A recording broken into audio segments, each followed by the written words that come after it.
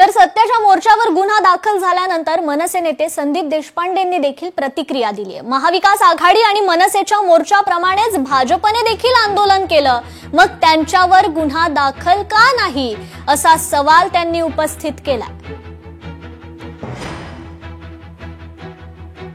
मुळात माझा प्रश्न असा आहे, ठीक आहे आमच्यावर गुन्हा दाखल केला, काल भाजपने जो काय सोपट एक 4-5 लोकांना घेऊन जो मुकमोर्चा काढलेला, त्या मुकमोर्चाची परवानगी होती का? मग त्यांच्यावर गुन्हा दाखल झाला का? मग एकट्या मनसेवर आणि महाविकास आघाडीवर का गुन्हा दाखल झाला? आणि आम्हाला या केसेसचा फरक पडत नाही खरं सांगायचं तर। अशा अनेक केसेस आमच्या अंगावर आहेत, त्यामुळे अस्वलाच्या अंगावर एखादा केस आला काय आणि एखादा केस गळाला काय त्यांनी काही फरक पडत नाही।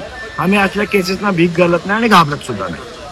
संदीप देशपांडे आणि रोहित पवार यांना मला इतकंच सांगायचंय, भारतीय जनता पार्टीचा मोर्चा नव्हता तर आंदोलन होतं।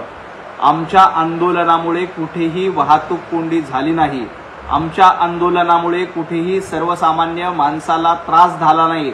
आमचं आंदोलन एका कोपऱ्यामध्ये बसून होतं। आम्ही मुंबईकरांना त्रास दिला नाही, आम्ही सर्वसामान्य माणसाला त्रास दिला नाही। ज्यांनी त्रास दिला त्यांच्यावर गुन्हे दाखल होत असतात, उगीच बोंबाबोंब करण्याचा प्रयत्न करू नये। लोकशाही मराठी ऐका, पहा, जागरूक रहा।